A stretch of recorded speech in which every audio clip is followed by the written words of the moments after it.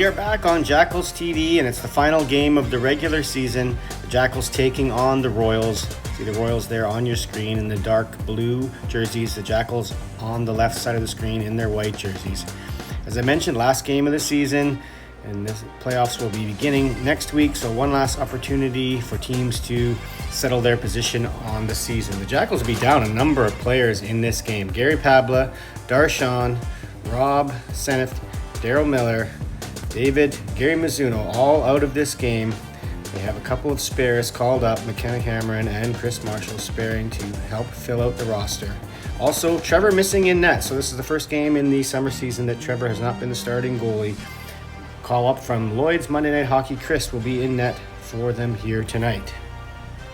This is the third meeting of the season between these two teams, each team having won a game earlier in the year.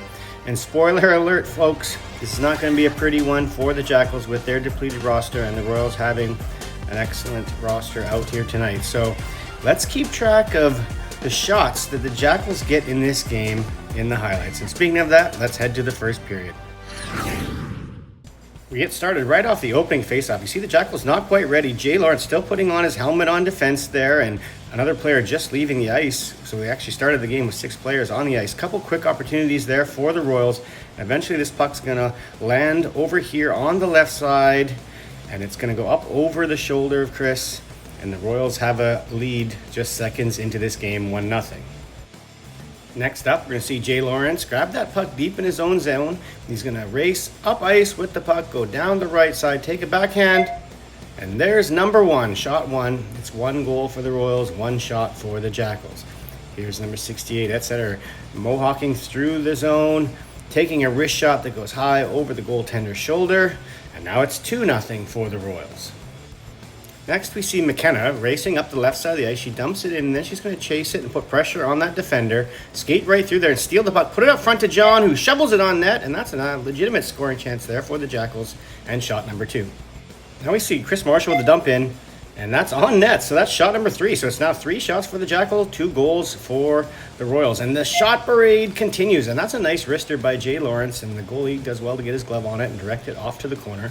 So now we're back to the other end. Royals on the pressure here, and they take that wrist shot, and it goes right off Bob's wrist as it was going wide, but it deflects into the net, and just a few seconds left in the period, it's now 3-0 for the Royals.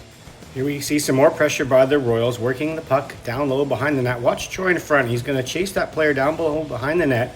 Tiniest of shoves there, but that's going to be enough as far as the referee is concerned to call a penalty. So the Royals go to the power play. Working around, watch 68 who scored that goal earlier with a wrist shot, and there's another one, low blocker, power play goal, puts the Royals up by 4.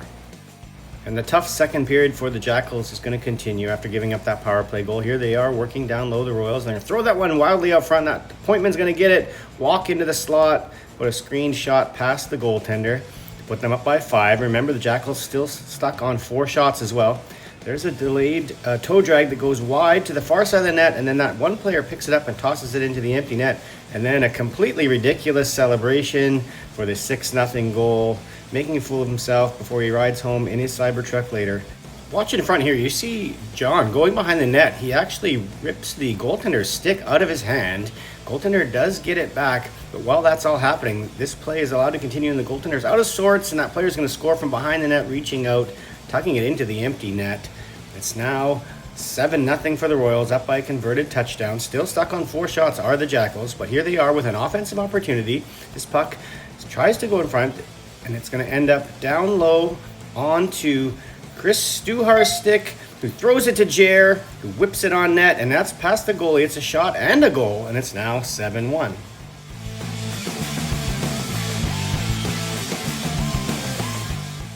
Now here's an interesting play. Watch the Jackals come up the ice here. This pass over to Chris Stuhar, but on the left side, Jer is offside, but the referee allows it, probably because of the lopsided score, but it's a turnover, and the puck is going to get sent down the ice to a screaming seagull for a breakaway. He is going to score, and the Jackals would prefer to hop in a time machine and go back and be called offside, because that's going to turn this to an 8-1 game heading to the third period. At this point, the Jackals are just trying to get their shot total to equal the goal total. So here's one by Jason Davis down the right side. There's shot number 6.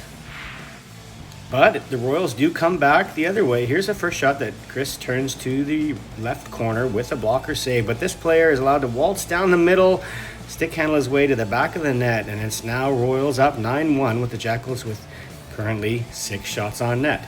Royals keep coming down the left side, little dipsy doodle in outside, inside around Troy through the goaltender, and the Royals have hit double digits here, 10-1. So let's see if the Jackals can get some shots on the board and catch up here to that 10 goals. But before we can do that, there's an unfortunate bounce off Aaron's inside skate blade over to a player on the right side who just sweeps it into the empty net, and it's now 11-1. Here's a steal. Chris Marshall, he's on away in the breakaway. Can he get a shot on net? There it is, number 7 for the Jackals here tonight. And the Jackals need 4 more shots to equal the goal total of the Royals, but as you can see with Bob tootling around with the puck in his own end, the time is grinding down, under a minute left. He pushes that puck up to McKenna, who's eventually going to get it back from Lloyd. She's going to go down the left side, pass the defender, throw it on net, off the arm of the goaltender. That is shot number 8, but that's all they're going to get, as this one is mercifully over, 11-1.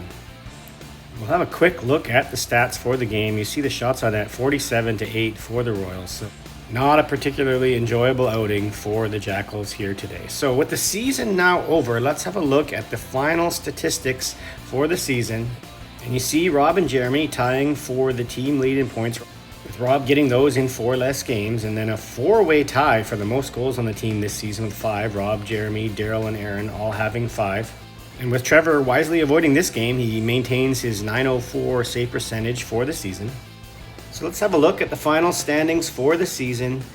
That loss, the Jackals are now tied with the Royals at the bottom of the standings. That's the crazy part about this 11-1 result. Those 2 teams are at the bottom of the standings. So just one of those weird quirks of summer hockey where one team has a strong roster, the other one not as strong, and you get a blowout like this. But despite having identical records for the purposes of the standings, the Jackals were awarded 5th place, the Royals down in 6th. So let's see what that does for the playoff matchups. The Jackals will be in a pool with the Fraser River Motorboaters and the Screaming Pylons. So there you see, first they play the Pylons, and then the winner of that game will play the Motorboaters on August 15th, and then there'll be following games the week after that for the teams that have not yet played each other. So let's get out of here with this one and hope to see you for a better result in the playoffs next week on Tuesday.